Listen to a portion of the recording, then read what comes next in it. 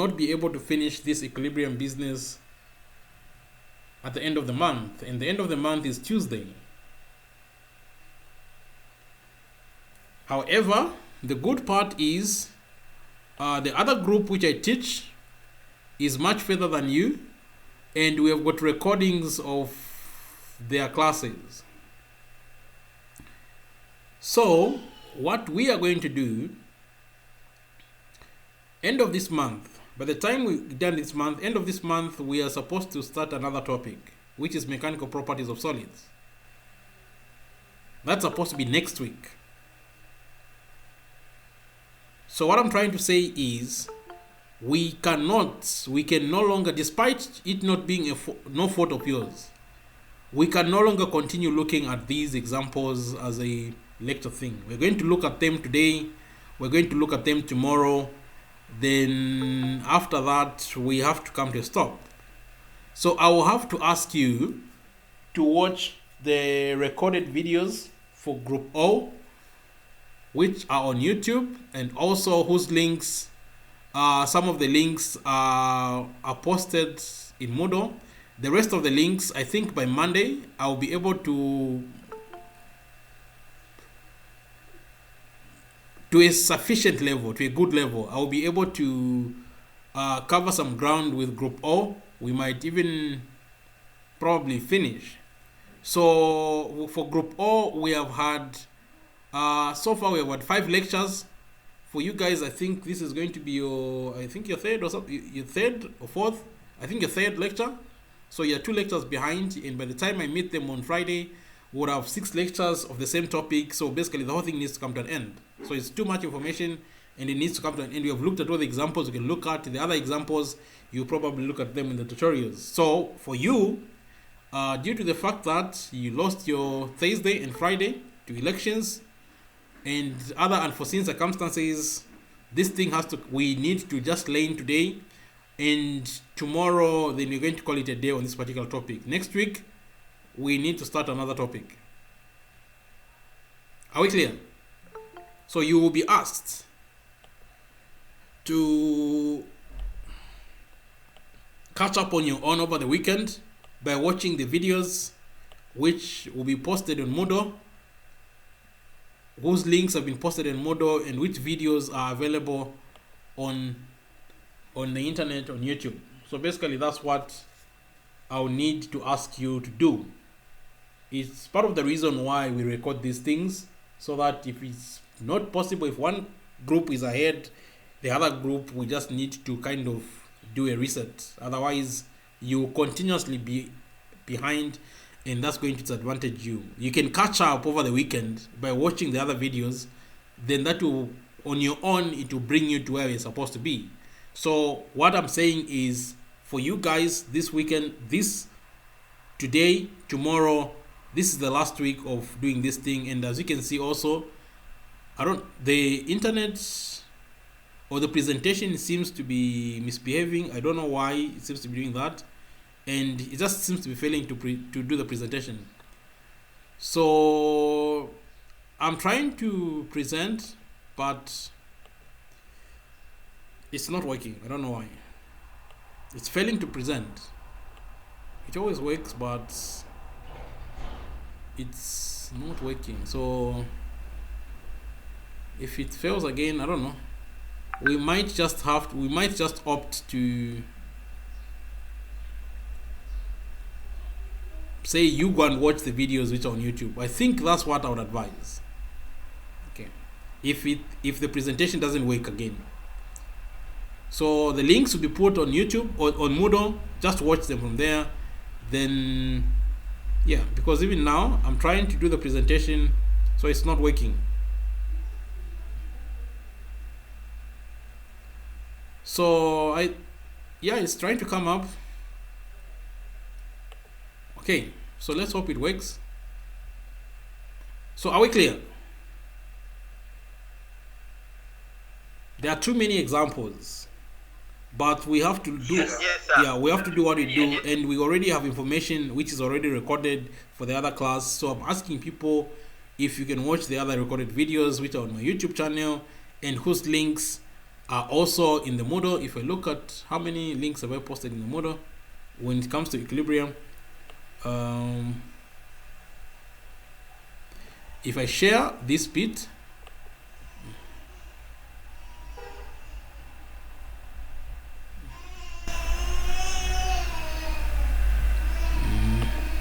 if you see, that's in Moodle.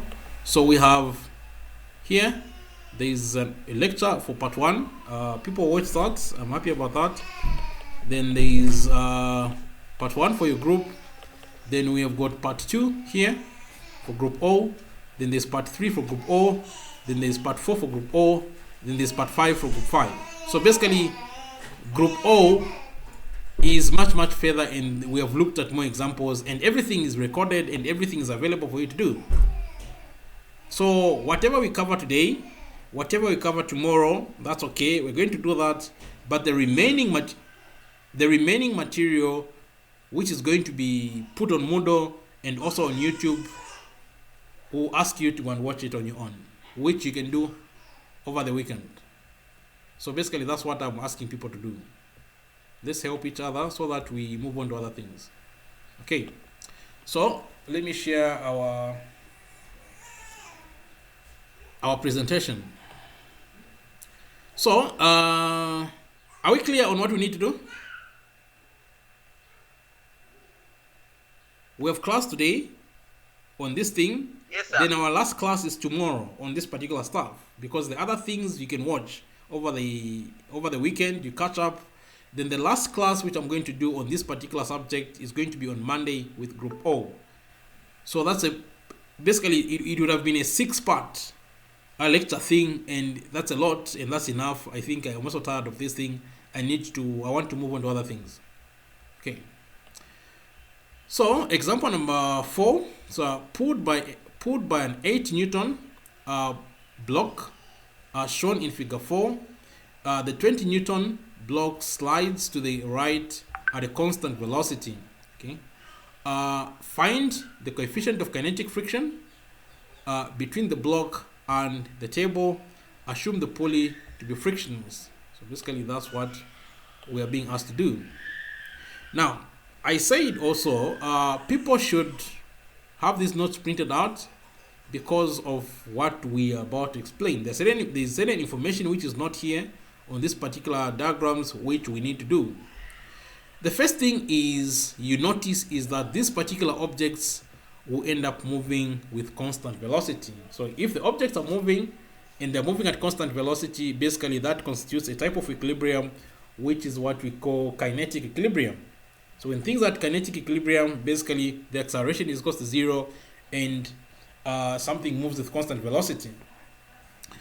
So both this object, the 20 Newton block, and also this 8 Newton one here, both are going to be moving at constant velocity because they're connected by the same rope. Of course, here we're being told to say the tension in this particular rope is Ft2. So there's one tension in this particular rope. This tension in the rope is pulling this box this way. There's another tension in this particular rope, which is Ft1. This particular tension in this case is trying to pull this one up. So the tensions are doing the same things, but since it's tension on both sides of the pulley and the rope is the same, basically the size of the tension Ft2 and Ft1 is the same because the rope is the same. We don't have two different ropes. Okay, this particular object is going to be moving in this direction. It's being pulled by this particular tension.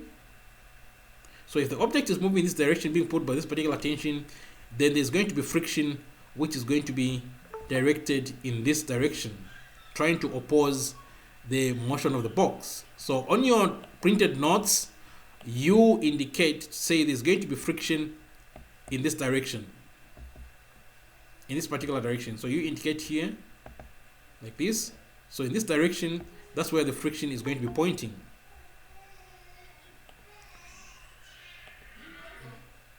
Then, as we have been told here, this particular object has got a weight of 20 newtons. So the weight of this particular object is pointing down this way. So the weight points down. The weight of the object of this block is pointing down like that. 20 newtons.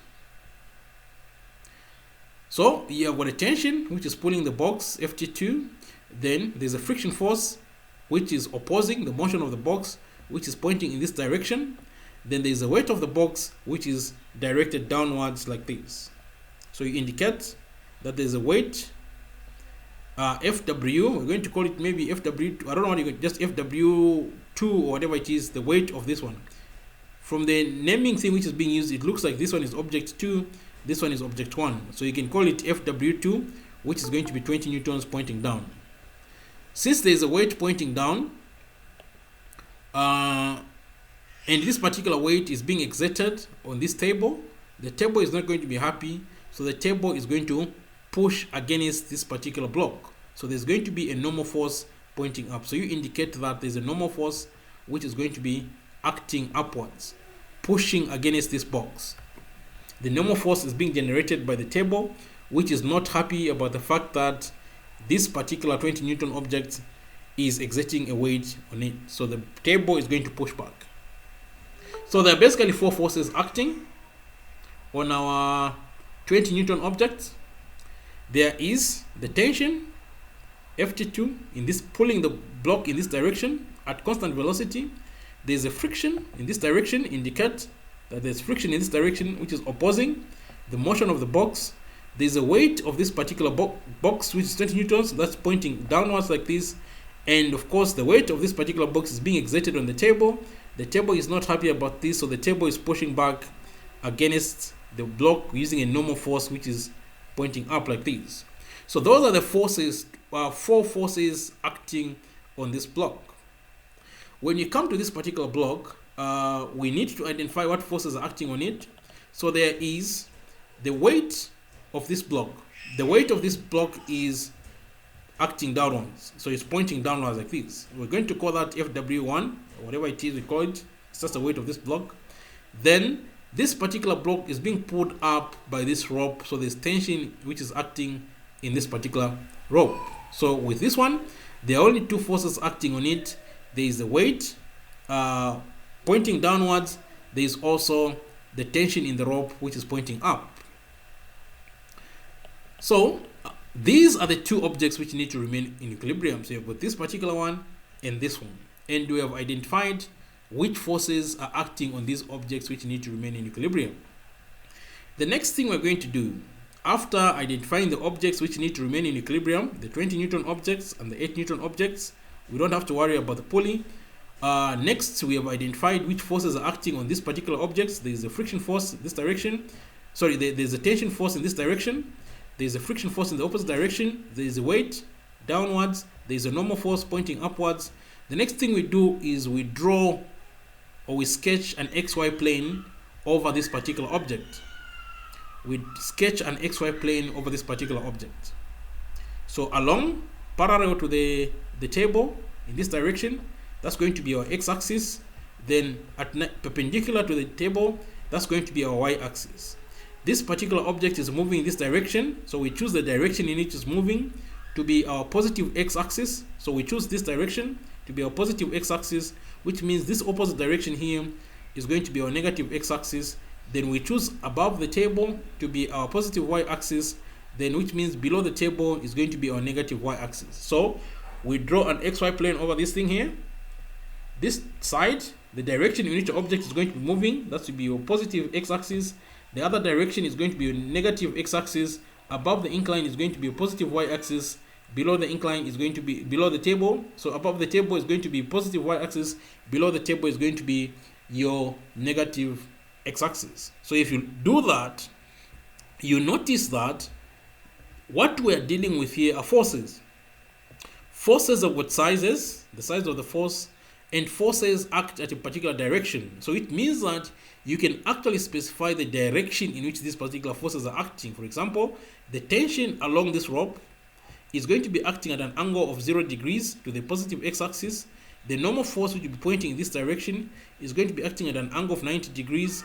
Then the friction force which will be in this direction is going to be acting at an angle of 180 degrees. Then the weight which will be pointing downwards is going to be acting at an angle of 270 degrees. So the tension force, the angle to the x-axis is 0 degrees. The normal force, the angle to the x-axis is 90 degrees. the friction force in this direction, the angle to the x-axis is going to be 180 degrees. Then the weight which is pointing downwards like this, the angle is going to be 270 degrees. From here all the way up to there, it will be 270 degrees. We also come over this particular object, we draw an xy plane. So the x is going to be in this direction, the y is going to be in this direction. There are no forces along the x-axis, so we can choose this same side to be our positive x-axis. So you draw an xy plane over this one, then we can choose this side here to be our positive x-axis, then this side here is going to be our negative x-axis. Up this way is going to be our positive y-axis, below this direction is going to be our negative y-axis. So there are only two forces acting on this particular object. There is this force here acting upwards, there is a weight of this particular object acting downwards. So if this side is our positive x-axis, then you can see that this particular tension will make an angle of 90 degrees with our positive x-axis. And if this down here is where the weight is acting, then if you go around like that, then the angle which the weight is going to make is going to be 270 degrees. So with this information now, we can work out the components of all these guys, of all these forces. There should be a table of components here. So the table of components for the 20 Newton object. So in this particular case, the weight of the 20 Newton object, FW, so you need to write, hope you have printed your note somewhere. So it's supposed to be the weight, whatever the weight is, which is 20 newtons, so it's going to be FW, so write somewhere here, so FW cos 270 degrees, which is equals to 20 cos 270 degrees, and that should give you 0. Cos 270 degrees is 0. So that's how you end up with this. So you indicate here, say, for you to work out the x component, it's going to be FW cos 270 degrees, which is going to be equals to 20 newtons cos 270 degrees, and you're going to end up with 0 newtons here. Are we clear?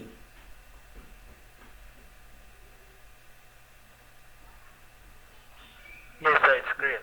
Next, the y component is going to be FW sine 270 degrees. That's going to give you 20 newtons sine 270 degrees, and sine 270 degrees is -1.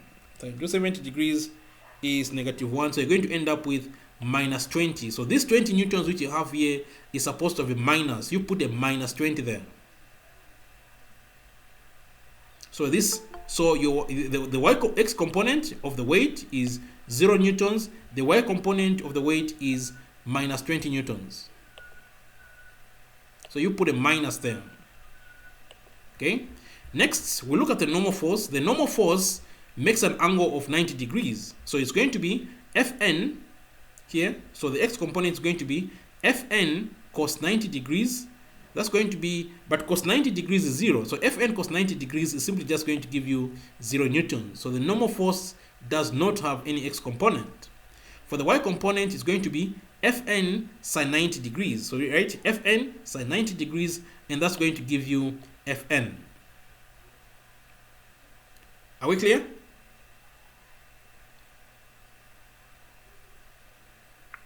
Yes, sir.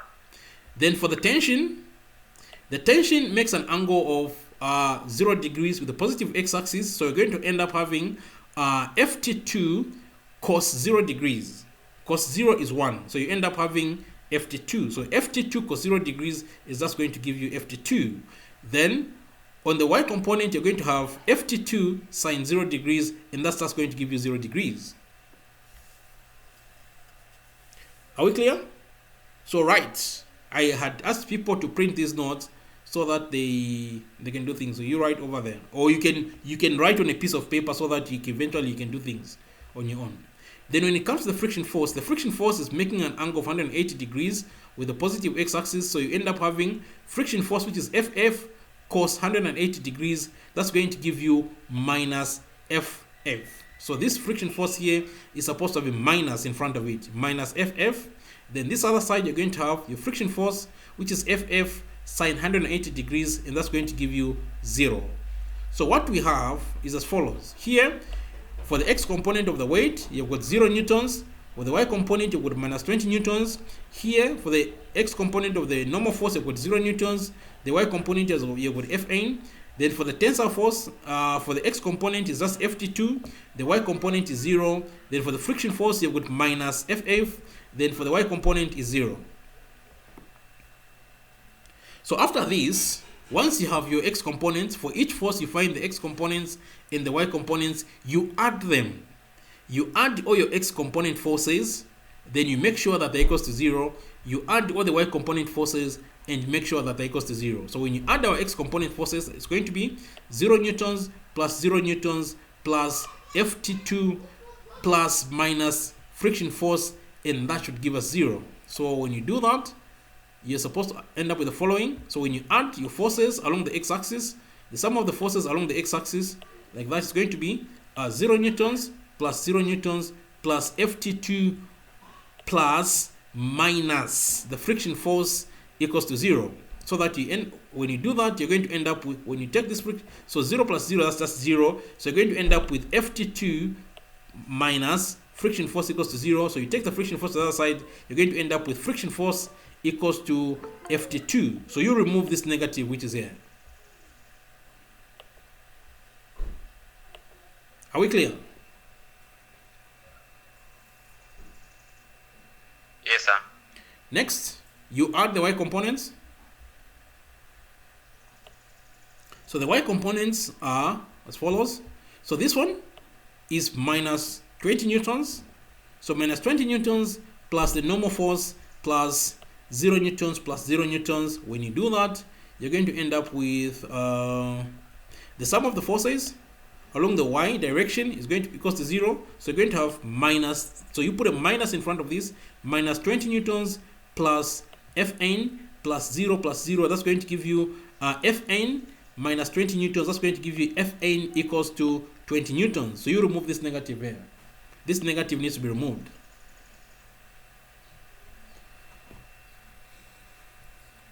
Are we clear? Yes, sir. Yes, sir. Okay, so what we have so far, just by applying the first condition of equilibrium to the first object, is the following. We have the friction force, Ff, being equals to the tensile force. This negative is not there. It's supposed to be removed. So the friction force being equals to the tensile force, Ft2. Then we also have the normal force. The normal force we have found is normal force is equals to 20 newtons. So with that, is there a question?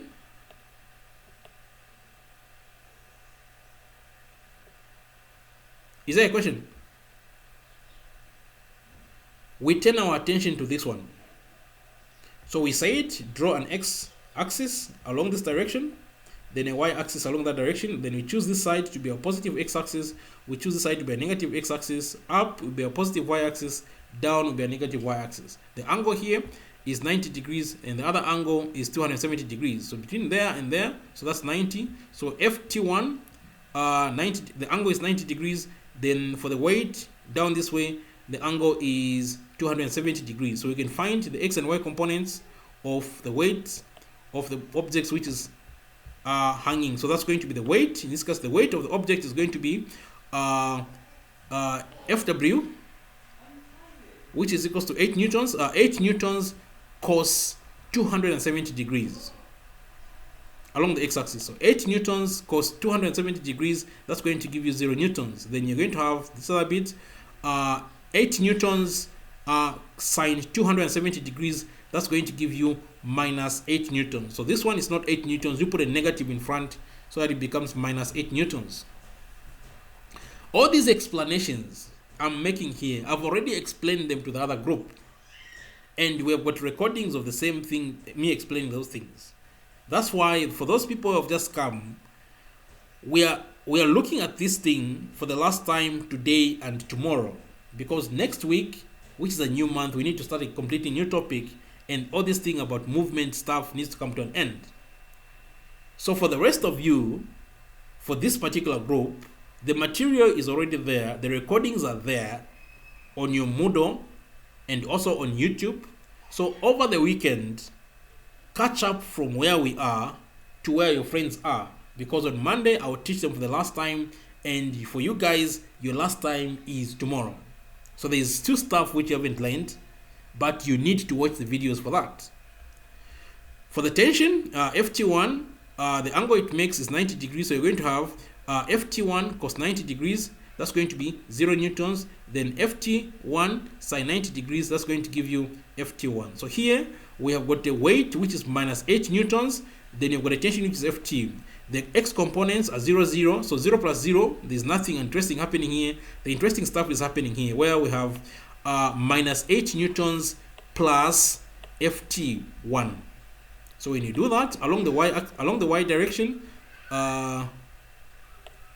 down here, so that's going to be the sum of the forces along the y direction is supposed to equal to 0. So we're going to end up with here minus, you put a minus in front of this 8 newtons, minus 8 newtons plus FT1 is equals to 0. So you're going to end up with FT1 being equals to 8 newtons. So remove this negative which is here, and you're supposed to put a negative there.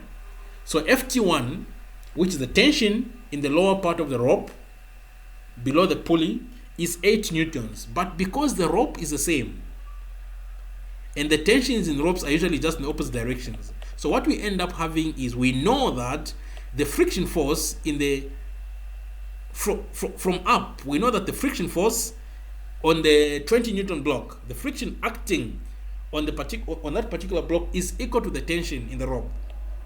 So since the rope is the same and the only difference is the direction of the tension, we conclude that the tension in the other side of the rope is also 8 newtons. So remove this negative.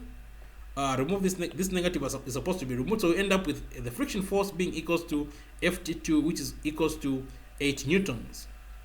So with this piece of information, us having found that the friction force is equals to 8 newtons, and we know that our normal force is equals to 20 newtons, our normal force we found to be 20 newtons here, it's possible for us to find out what the coefficient of friction is.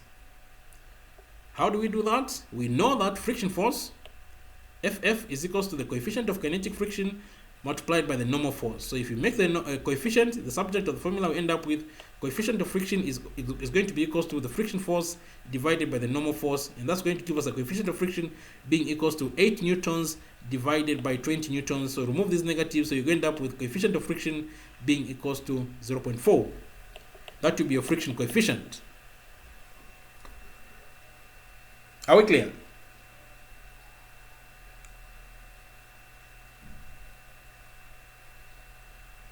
Yes, sir. Okay. Any questions?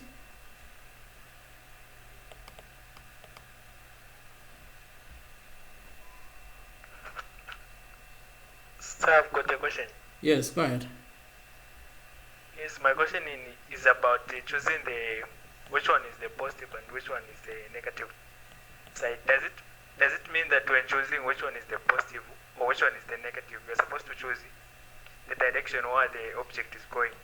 Yeah, if you have something on a table like this, especially this one, if you have something on a table like this, you choose the direction in which your object is moving to be a positive. In this particular case, the object is just moving in the y. So whether you choose this side or this side, it doesn't really matter, because the only thing which matters is the angle. If this side is your positive or this side is your negative, the angle is 90 degrees here. Then if you go down like that, the angle is 270 degrees. So along the y, it doesn't really matter, because there's nothing happening in the y. Sorry, in the x-axis in this particular direction. But in this particular case, it's fairly easy. Things are going to be easy if you choose the direction in which the object is moving to be your x-axis, positive x-axis. Any other question?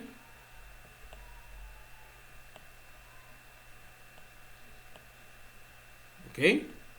Then we move on to example number 5. In figure 5, the pulleys are frictionless and the system hangs at equilibrium. So there's some pulleys somewhere and the friction hangs at equilibrium. If FW3, the weight of the object on the right is 200 newtons, what are the values of FW1 and FW2. So what we have is a system which looks like this here. So we have some weights, we've got some pulleys. I think in your first year there's an experiment. I don't know if people, they still do it. There's an experiment like this here. So you've got a rope.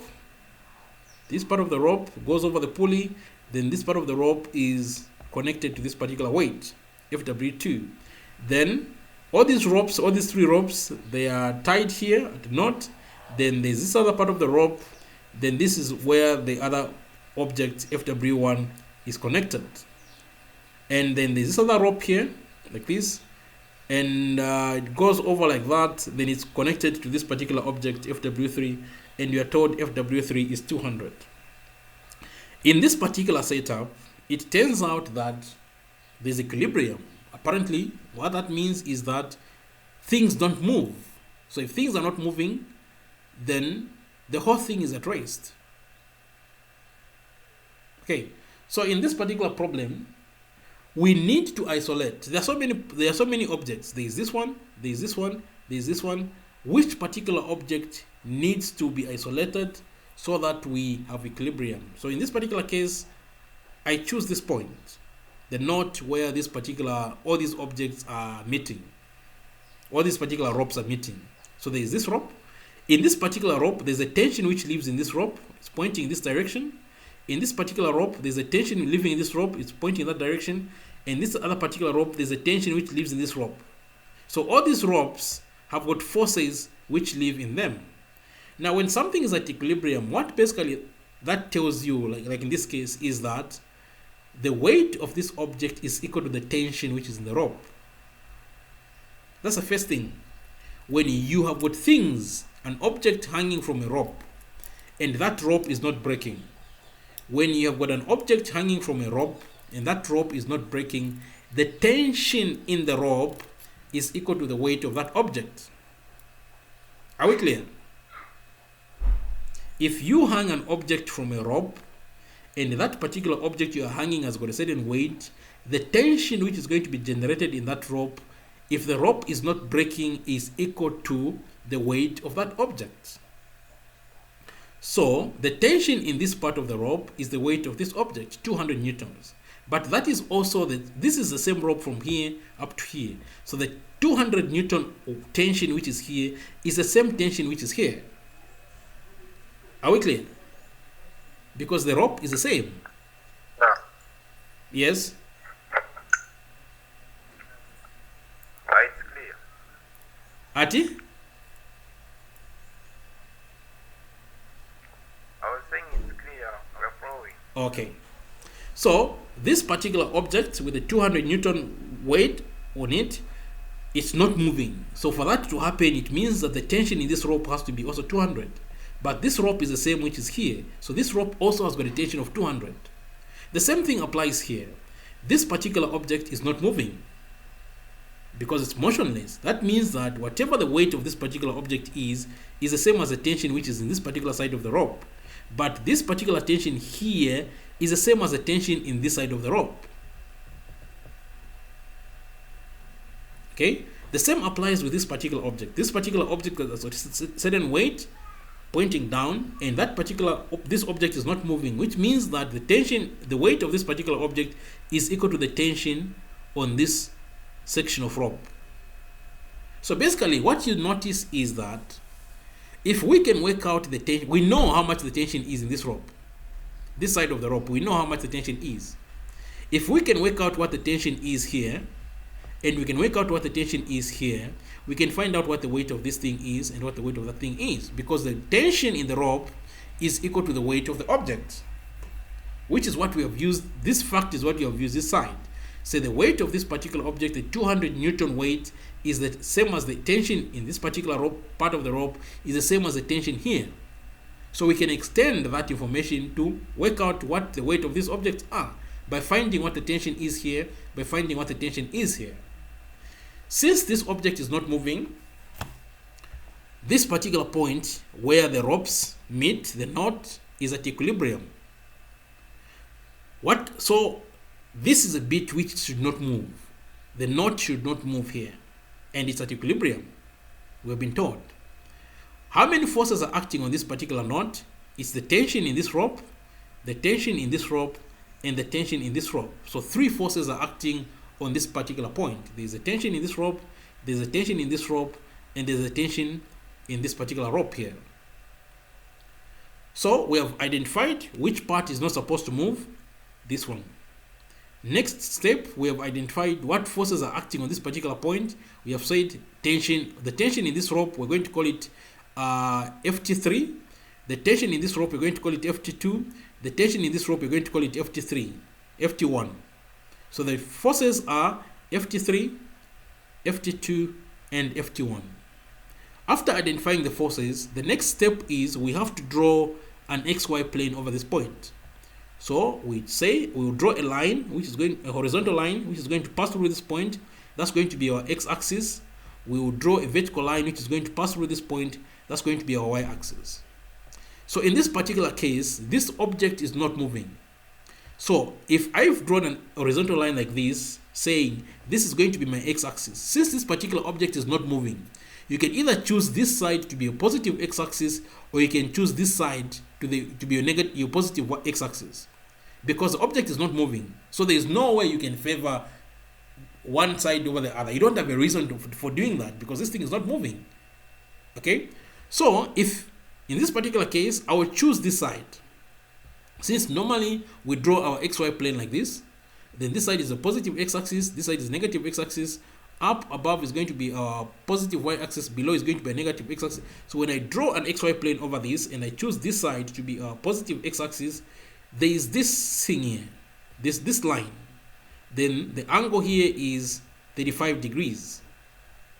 So I want to find out what angle does this rope make with the positive x-axis. So that's going to be, if I do this from here up to this side, that's going to be 90 degrees, but I have already used up some angle here, 35 degrees. So if I use up 35 degrees, the angle I'm going to remain with this side is going to be 55 degrees. Are we clear?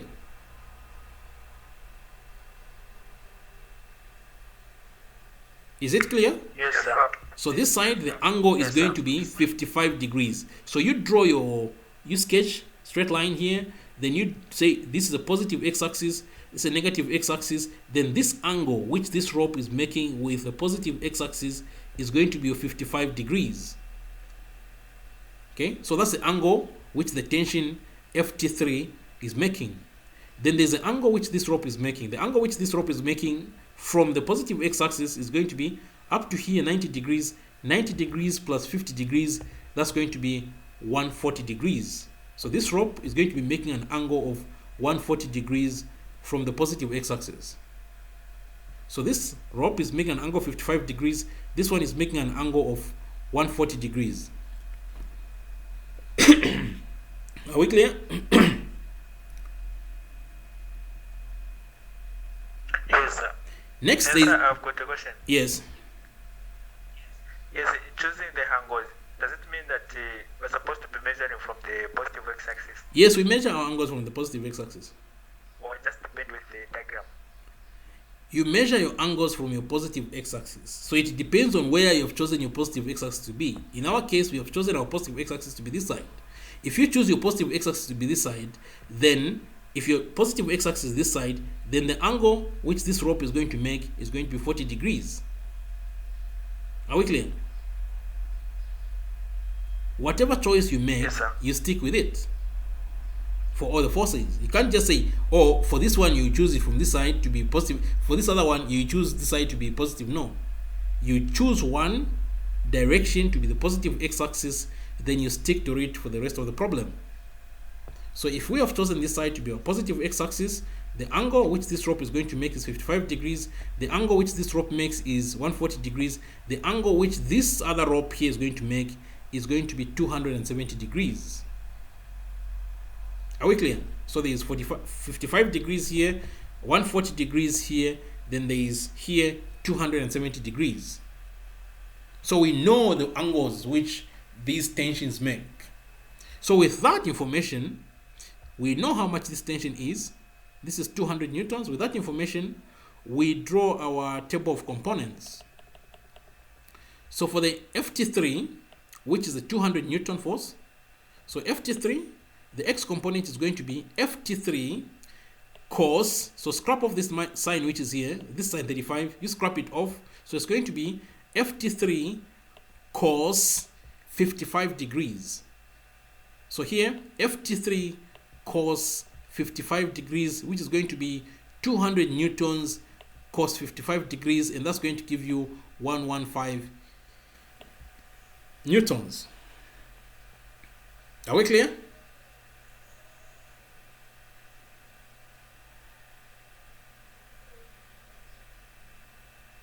Is it clear? Yes, clear, sir. FT3 is the tension which lives in this rope. We know the tension which lives in this rope is 200. So we need to find its X components, we need to find its Y components, and we know that it makes an angle of 55 degrees with the positive X axis. So it's FT3 cos 55 degrees, which is equal to 200 cos 55 degrees. So scrap off the sign here. Put on top, you put cos 55 degrees, it's going to give you 115 newtons. Then this side, you're going to have FT3, scrap off the cosine, you put FT3 sine 55 degrees, which is going to give you 200, then sine 55 degrees, which is going to give you 164 newtons.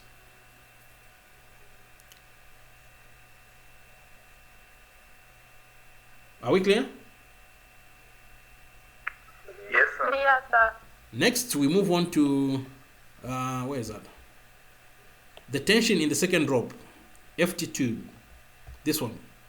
This is what you're calling FT2. We're going to call the tension in this rope to be FT2. So that's going to be FT2 here. So we start with, so FT2, remove the negative, scrap off the negative. So it's going to be FT2 cos 140 degrees. FT2 cos 140 degrees is going to give you minus 0.77 FT2. Scrap off this negative here. So FT2 cos 140 degrees is going to give you minus 0.77 FT2. Then this other side, FT2 sine 140 degrees is going to give you 0.64 FT2. Are we clear?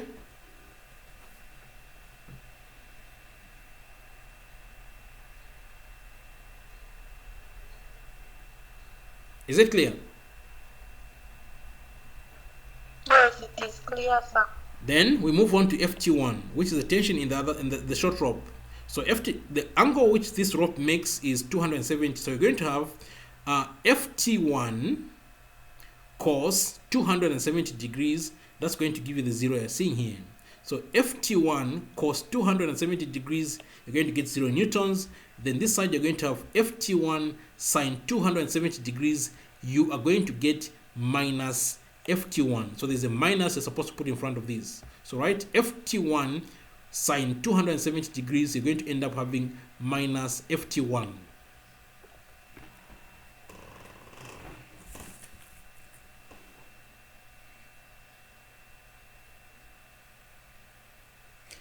Now that we know that this is 115 newtons, this is minus 0.77 FT2, then this is 0 newtons, this one is 165, this one is 0.64, this is minus FT1. We add the X components and equate them to 0, and we add the Y components and equate them to 0. So when you do that, you're going to end up with 115,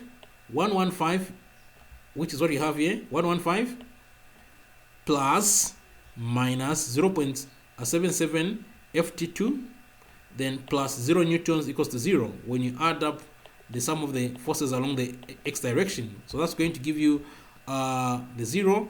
Then this bit goes to the other side. So you're going to end up with 0.77 FT2 equals to 115. Then you're going to end up with FT2 being equals to 115 divided by 0.77. You're going to end up with FT2 being equals to 149 newtons. So the tension in the second rope is 149 newtons, and that makes the weight of the second object to be 149. The second object weight FW2 is equals to FT2, which becomes 149 newtons. Are we clear?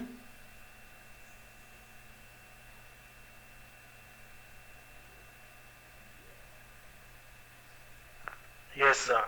Next, we move on to the y component here. So we have 164 newtons plus 0.64 ft2, then plus minus ft1. So when you do that, we have already found ft2, so which is here, the sum of the forces along the y direction.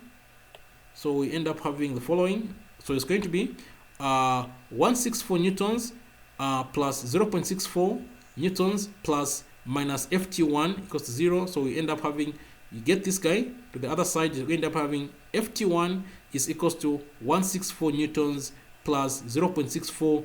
Then in place of the ft2, we have found ft2 is 149. So you put it there, you're going to end up with ft1 equals to 206 newtons. This 206 newtons is also the weight of the first FW1, which is also equals to ft2, which is going to be 206 newtons.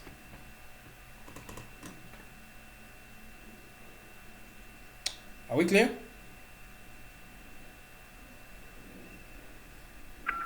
Yes, sir. Okay, so today we're going to stop here. So when we meet tomorrow, we're going to look at example number 6, and also which deals with an incline, example number 6, and also how to work out torque. How do you work out the torque? So this is very important. How do you work out the torque? 7, example number 7, and probably example number 8. We might look at 3 problems tomorrow. After that, we are done. Then the rest of the other problems which come after that, you have to look for the videos on what is on Moodle and watch the videos from YouTube. The ones which I've looked at with Group O. For Group O, I think we might be able to finish everything on Monday. So there will be another video which will come out on Monday on this Equilibrium business, which is going to be uploaded on Monday. We'll ask you to also watch that one. Any questions? So for you, this must be the 3rd Equilibrium video. So tomorrow we're going to have a 4th Equilibrium lecture. Then there are 2 other lecturers after that which will ask you to watch from your friends. So by tomorrow, when you finish tomorrow, you would have had 4 lectures in Equilibrium, but there are 2 other lectures. So basically, I'm not asking people to watch a lot of things. Okay? We will have class tomorrow so that we have our 4th lecture, but there are 2 other lectures. Lecture number 5, which is already on the internet, on Moodle, and also lecture number 6, which is going to be held on Monday. So it's not a lot of data you have to use. Are we clear? So we'll ask you to do me that favor, then so that when we meet next week, we're no longer talking about equilibrium. As you can see, if you've been looking at your model, all the notes for mechanical properties of matter have been uploaded there. So next week, we are starting a whole different topic. Hopefully we can do that for the next 3 weeks. Then after that, we'll move on to other things. Unless there is any question. We have come to the end. Sir. Yes. Sir. Yes. Sir. Ask you. We are listening. What's the next topic after equilibrium? You haven't checked your model? You stopped going to model. Which one is it? Or you're not paid up? You haven't paid us our fees? I haven't checked, sir. Mechanical properties of solids. So that's the next topic. You need to be familiar with what's on Moodle.